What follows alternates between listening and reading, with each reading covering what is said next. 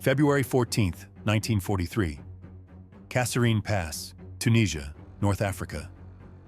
American ground troops face German forces for the first time, not in a skirmish, not in a small engagement, in a full-scale battle. The United States has been in World War II for 14 months, but this is different. This is the first time American soldiers meet the Wehrmacht on the battlefield.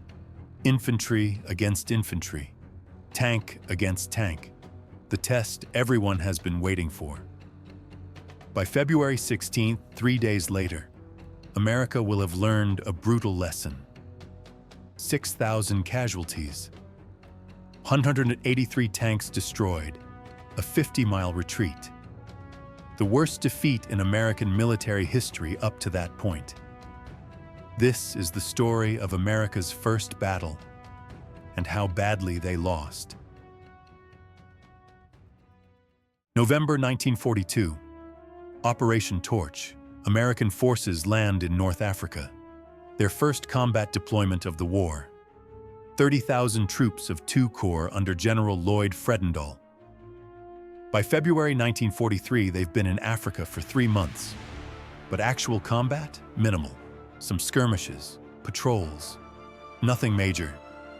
These are green troops, fresh from training camps in America. They've never seen serious combat.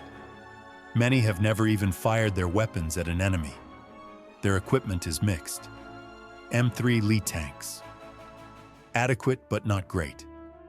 Their training is incomplete. Their officers lack experience.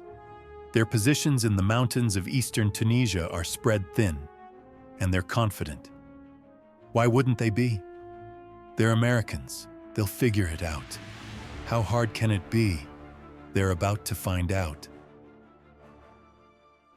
The opponent, Erwin Rommel, the Desert Fox, already a legend by February 1943. Rommel has been fighting in North Africa for 2 years. His Afrika Korps are hardened veterans. They've fought the British across Libya, won victories, lost battles, learned lessons. They know desert warfare. They know mobile combat. They know how to fight. More importantly, they know what works. Panzer tactics, rapid movements, concentrated attacks. They've done this hundreds of times. And now they face Americans, green troops, inexperienced officers, spread thin, in defensive positions, in mountain passes where mobile warfare wins. Rommel sees an opportunity, not just a victory, but a chance to drive the Americans completely out of Tunisia. He attacks. February 14th, 1943. Dawn. German forces attack through Faid Pass, east of Kasserine, panzers supported by infantry. The assault hits American positions with overwhelming force. The Americans are not ready. They've never experienced this. The speed, the coordination, the violence. German tanks appear where intelligence said they wouldn't be. Artillery falls with precision. Infantry follows immediately behind armor.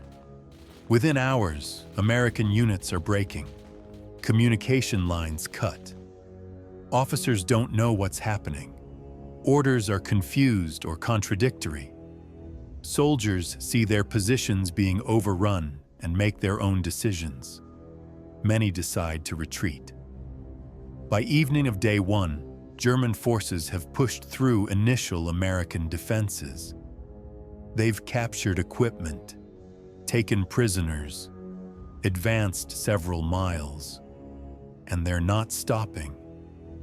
They're moving toward Kasserine Pass itself. The Americans are in trouble. February 15th, day 2. It gets worse. German forces pour through gaps in American lines. Rommel commits more armor, more infantry. The attack expands. American units find themselves surrounded or outflanked. Retreat becomes the only option. But the retreat is not organized. It's panic. Units fall back without coordinating with neighbors. Officers lose contact with their commanders. Radio communications fail or are jammed.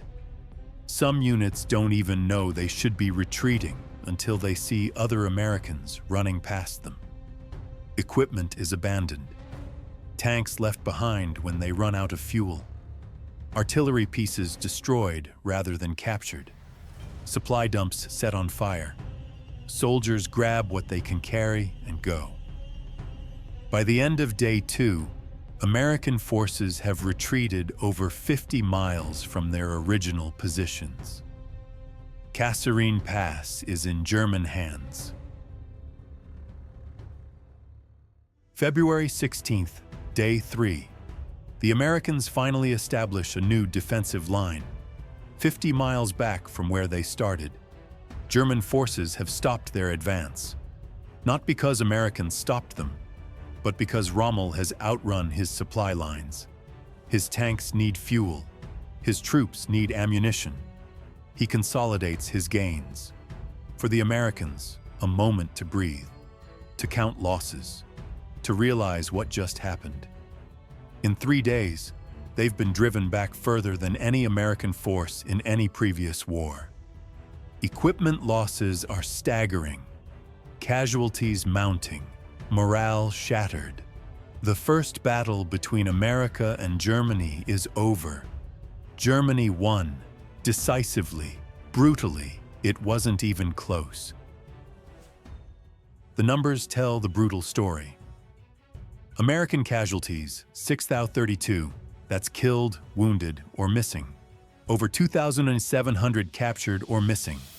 These are soldiers who walked into battle 3 days ago and never came home. Equipment losses stagger the mind.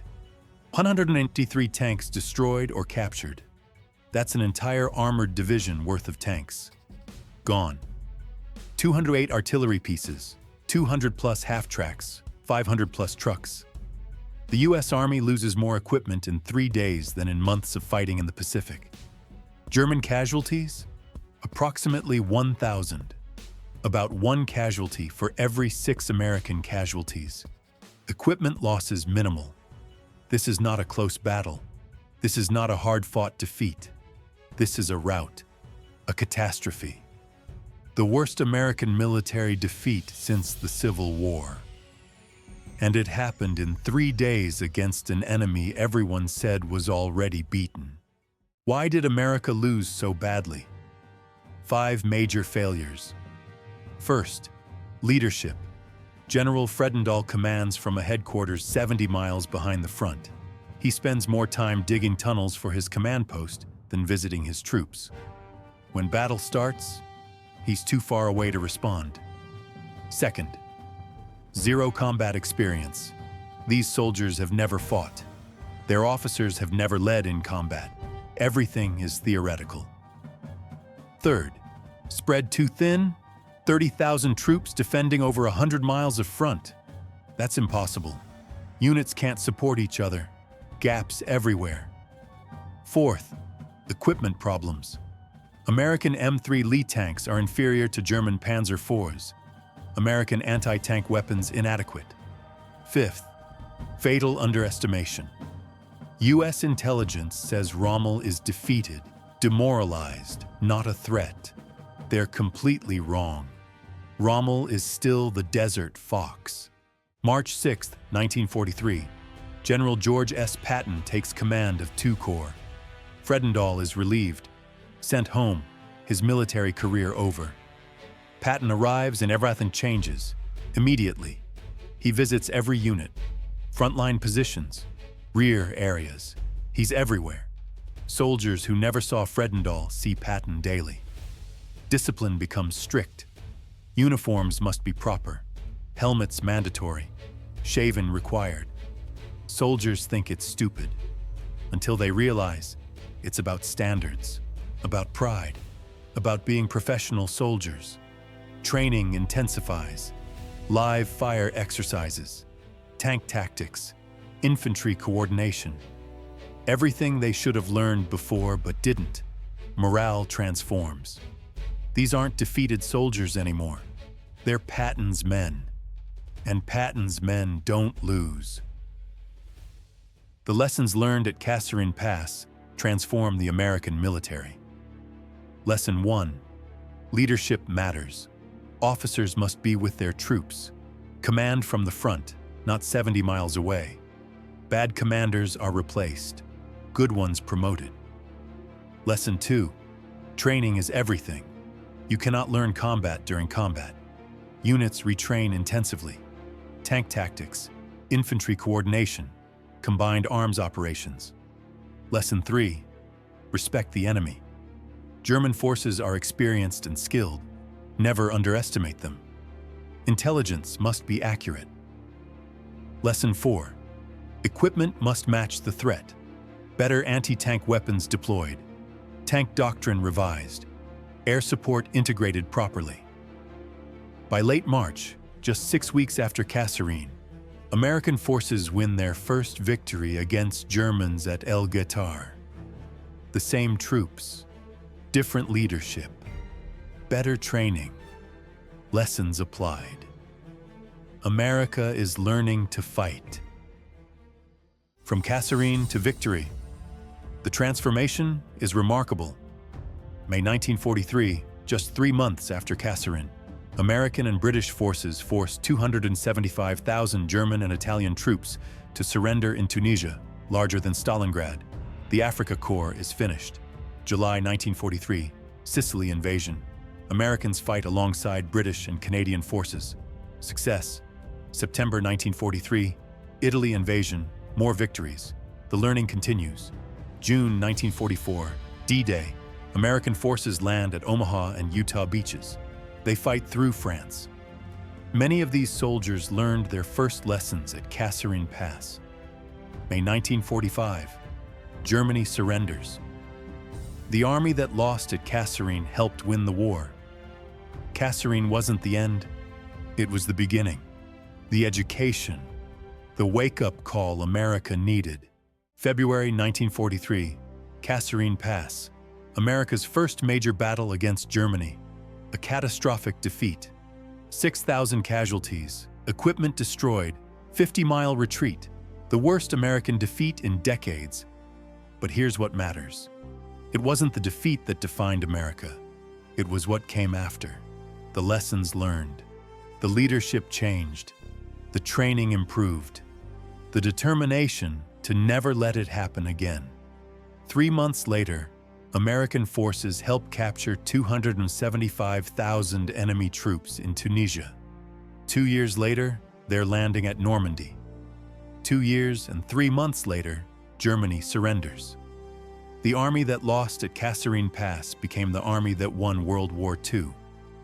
First battles don't define wars. How you respond to defeat does. America responded by learning, by improving, by winning. That's the lesson of Kasserine Pass.